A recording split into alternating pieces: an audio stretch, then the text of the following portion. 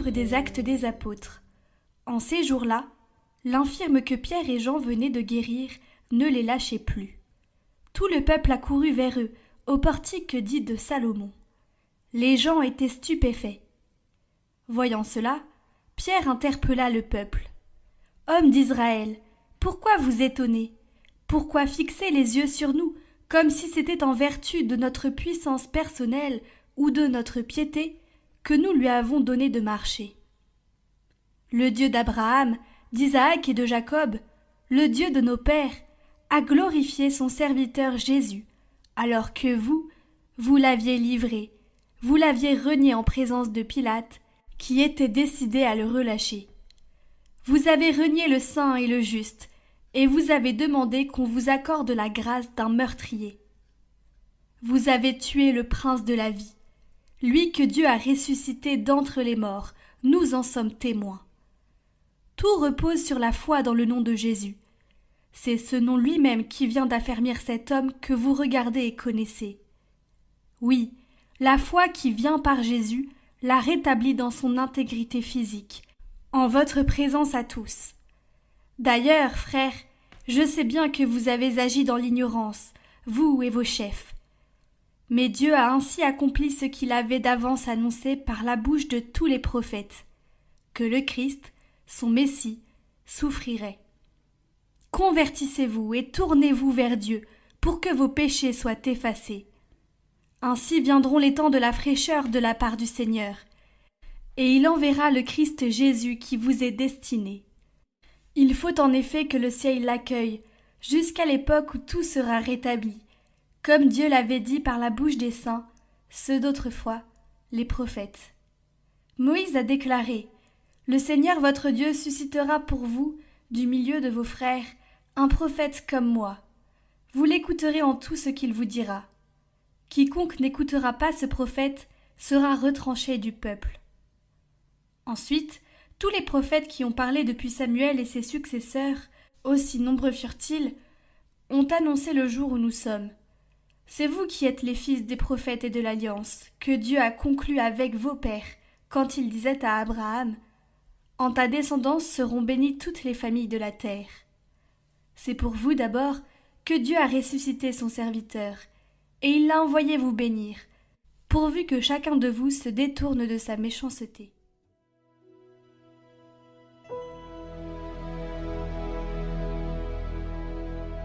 Ô Seigneur notre Dieu, qu'il est grand ton nom par toute la terre. À voir ton ciel, ouvrage de tes doigts, la lune et les étoiles que tu fixas. Qu'est-ce que l'homme pour que tu penses à lui, le fils d'un homme que tu en prennes souci? Tu l'as voulu un peu moindre qu'un Dieu, le couronnant de gloire et d'honneur. Tu l'établis sur les œuvres de tes mains. Tu mets toutes choses à ses pieds. Les troupeaux de bœufs et de brebis, et même les bêtes sauvages, les oiseaux du ciel et les poissons de la mer, tout ce qui va son chemin dans les eaux. Ô Seigneur notre Dieu, qu'il est grand ton nom par toute la terre.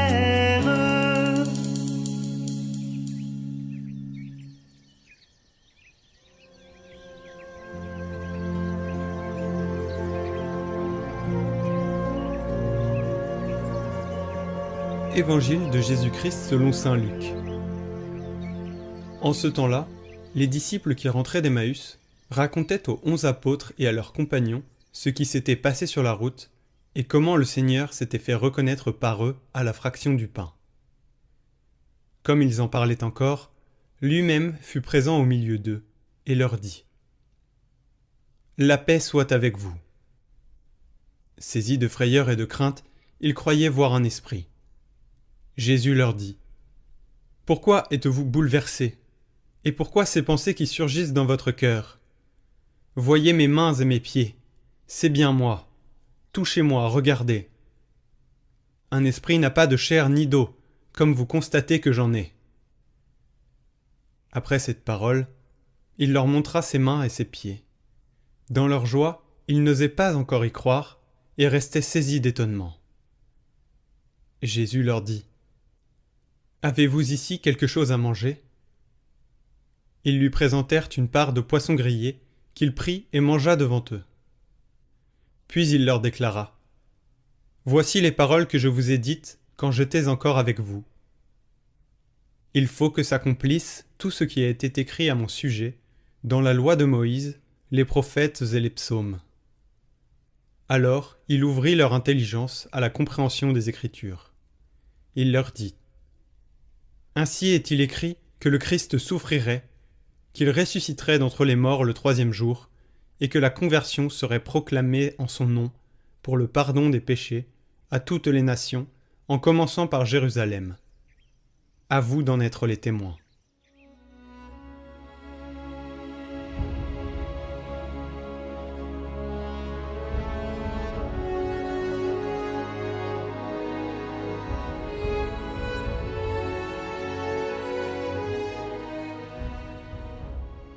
Commentaire de saint Paul VI.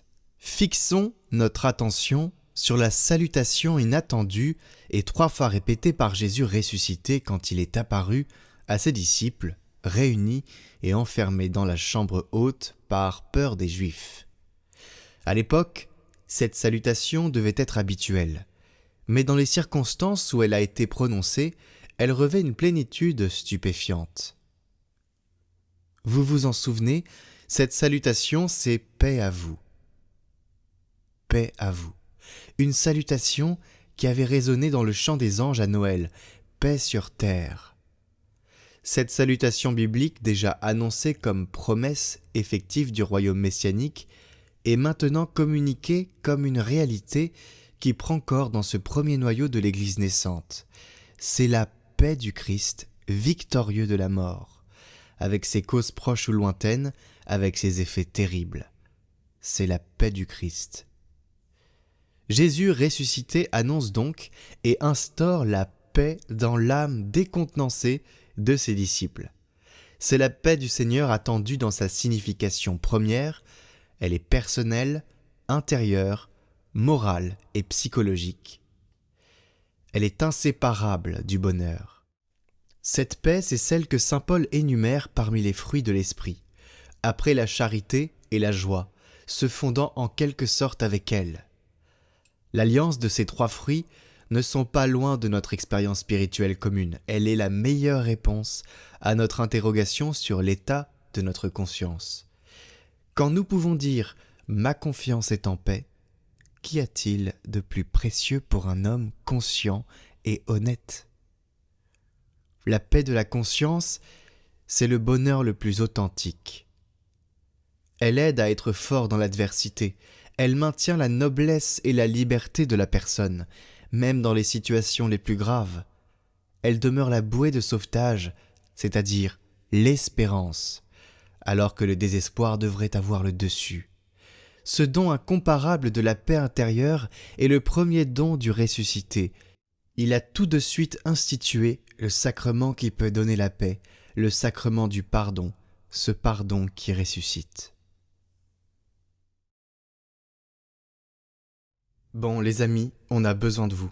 Vous le savez, on a lancé un format de conférence chrétienne, 7 Talk, et on avait prévu une conférence pour le 15 avril, mais par manque de temps, à cause du carême, de Pâques, de la Semaine Sainte et de toutes les tâches qu'il y avait à faire pour gérer Catoglade, on n'a pas réussi à lancer la communication comme on aurait voulu. Du coup, on se retrouve avec une conférence le 15 avril, dans une semaine, et là aujourd'hui on a vraiment besoin d'un coup de main pour remplir la salle. Parce que sans vous, concrètement, on n'y arrivera pas. Et ce serait vraiment dommage parce que le sujet de cette conférence est très important. On parle de la fin de vie, on parle de l'euthanasie, on parle de la mort, de la souffrance et de l'au-delà.